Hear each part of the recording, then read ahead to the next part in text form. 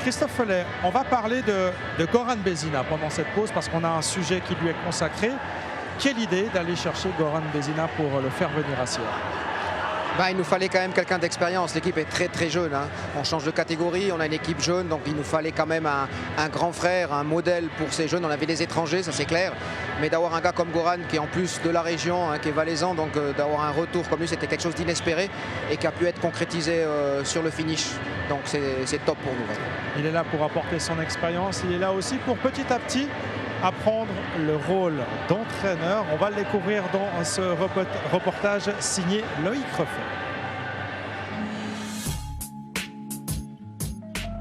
Goran Bézina, 745 matchs dans l'élite suisse, 174 sélections avec l'équipe nationale.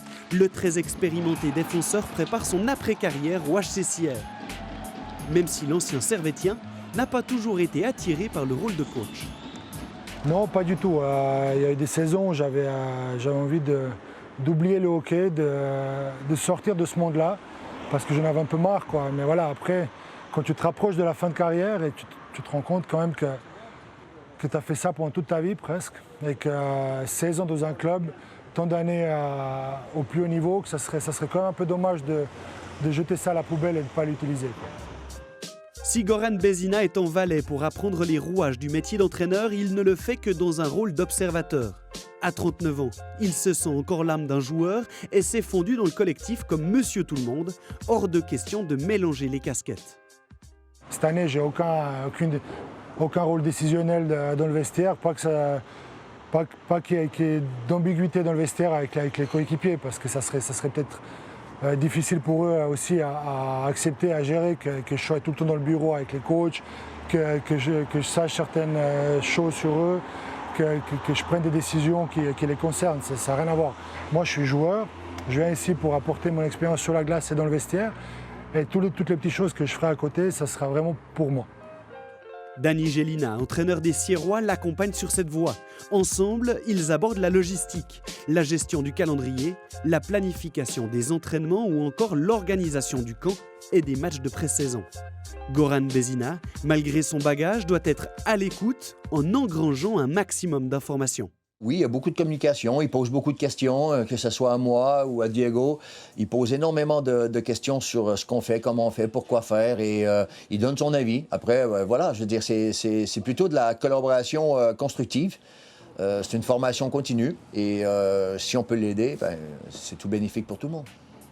Après cette année d'apprentissage, Goran Bézina devrait retourner à Genève Servette pour poursuivre sa formation dans l'encadrement. Mais il n'exclut aucune possibilité quant à une ultime saison sur la glace. Son expérience sera un atout précieux dans les rangs du néo-promu sierrois, des couleurs qu'il défend avec fierté, lui le Montaisan. C'est un honneur de pouvoir jouer dans ce club, parce que nous, j'ai grandi à Monté, je suis valaisan, et dans le Valais, il y avait le HC Sierre. C'était le club du HC Valais. C'est clair qu'il y avait Martigny qui était plus proche de Monté à l'époque, quand il y avait Igor Fedulov qui jouait, qu'on suivait, qui était incroyable. Mais Sierre, ça a toujours été le club emblématique du Valais, et de pouvoir jouer, de pouvoir porter ce maillot, si ce n'est que pour une saison, c'est vraiment un honneur. Et ce n'est pas Christophe Follet qui va nous dire le contraire. Le HC Sierre, c'est le club emblématique du Valais. Vraiment. On le voit, on l'a vu l'année passée aussi, on l'a vu depuis la faillite aussi, l'affluence qu'on a eue tout de suite, les gens sont incroyables quand même. Il y a quelque chose de particulier avec ce club, on ne sait pas comment l'expliquer, mais en tout cas les gens nous suivent, peu importe la ligue, peu importe le match, ils sont là, ils sont présents, puis ça donne beaucoup de force quand même à notre équipe. Bon, le HC Sierre, c'est comme une sacrée histoire ces dernières années. 6 ans après la faillite, 4 promotions, vous vous retrouvez maintenant en Swiss League. Est-ce qu'on arrive à suivre le rythme? Parce que faut des infrastructures, faut du staff, faut tout ce qui va avec ces promotions. On arrive à suivre le rythme? Notre problème, on n'a jamais pu stabiliser puisqu'on est toujours monté. Et c'est clair que là maintenant, il y a une grosse machine qui s'est mise en route, mais elle doit trouver un peu son huilage, elle doit trouver un peu son roulement, parce qu'il y a beaucoup de choses qui sont demandées effectivement pour la Swiss League. Donc là, il y a du monde qui est venu, mais ces gens doivent apprendre, doivent aussi s'organiser. Donc c'est clair qu'il y a du job, il y a un gros job de ce côté-là, ça c'est clair. L'objectif de la saison, c'est quoi? C'est le maintien, c'est les playoffs, c'est de viser même un petit peu plus haut? Là, c'était clair dès le départ, donc on veut faire partie des 8. Ça, c'est l'objectif ultime qu'on veut obtenir dans cette première partie. Les gars vont se donner la chance d'y aller. J'espère en tout cas que ça va pouvoir le faire parce que ça bosse dur vraiment. Dany fait un gros job avec Diego. Ces jeunes-là sont des jeunes en devenir. Donc j'espère que pour une fois qu'on peut mettre en place une place jeune avec du monde qui soutient derrière, qu'on puisse obtenir un résultat. Ce serait un joli challenge en tout cas. En tout cas, sur la base de ce qu'on voit ce soir, Paul André, s'ils jouent comme ça tous les matchs, le HCCR, je ne sais pas s'ils pourront, mais s'ils les jouent tous avec cette intensité, ils atteindront les playoffs sans problème. Oui, exactement. Donc, je crois qu'il y a beaucoup d'équipes en Ligue B qui sont jeunes. Et donc, c'est pour ça que les chances de Sierre de venir en playoffs sont très bonnes. Et là, avec très bien coaché, on s'aperçoit qu'on est capable de grappiller des buts.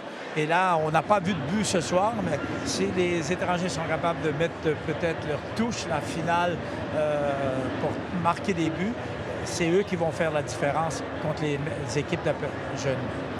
Christophe Feller, on a évoqué tout à l'heure avec Yann Alston la future patinoire de Lausanne. Il se réjouit particulièrement d'y être. Vous, à Sierre, qu'est-ce qui se passe? Il y a vos voisins de Viège qui viennent d'en inaugurer une belle aussi. Où est-ce qu'on en est avec ce projet de nouvelle patinoire? Le projet avance puisqu'il y a un calendrier qui a été posé là maintenant. Donc tous les partis politiques sont derrière ce projet. Le Grand Sierre aussi, via son préfet Jean-Marie Viaco, qui a aussi ce rôle maintenant de rassembler un peu toutes les communes avoisinantes pour ce projet quand même qui doit être régional. Et là, il y a un calendrier arrêté où l'année prochaine, normalement, le crédit d'engagement devrait être voté. Cahier des charges est terminé. On a été associé à ce cahier des charges avec la Task Force, le Hockey Club. Donc les signaux sont pas mal au vert. Mais honnêtement, j'ai vu pas beaucoup passer de projets. Il y a beaucoup de classeurs à la commune qui sont dans l'armoire. Donc j'espère que celui-là va aller jusqu'au bout. Et ce serait pour 2024 environ 24. Dans le mieux, ce serait 24, ce serait terminé. Et puis on pourrait déménager. Pour y faire jouer le HCCR ou le HC Valais? On en parle encore du HC Valais? Alors pour les jeunes, c'est en route. Il y a quand même quelque chose de bien qui est fait pour les jeunes. Mais vous savez, le Valais est fait avec des vaches qui combattent. Donc on a besoin de cet ADN-là pour avoir une reconnaissance territoriale. C'est comme ça. Voilà. Le Valais est fait de rivalité. Et c'est ça qui fait avancer peut-être le canton. On a 2 équipes, voire peut-être 3, on ne sait pas, en Swiss League. Donc pour l'instant, c'est le HCCR. En tout cas, ça, c'est une certitude. Ouais, c'est vrai que Martigny a des ambitions. On pourrait retrouver 3 clubs valaisans la saison prochaine en Swiss League. On se rappelle aussi que par le passé, ça va peut-être coûter des plumes à certains. Ce ne serait pas dangereux quand même de se retrouver dans cette situation. C'est indéniable, il y en a toujours un qui paye. Là. Dans la solution idéale, ce serait clair qu'on a 2 équipes en Swiss League, une équipe en MySport. Ce serait de pouvoir travailler ensemble avec les jeunes en devenir, de pouvoir jouer sur la MySport, qui donnerait tout un sens à la région. Et puis avoir une équipe qui se profilerait peut-être pour aller voir l'échelon supérieur. Mais là, c'est encore une autre question de moyens, surtout financiers, bien entendu.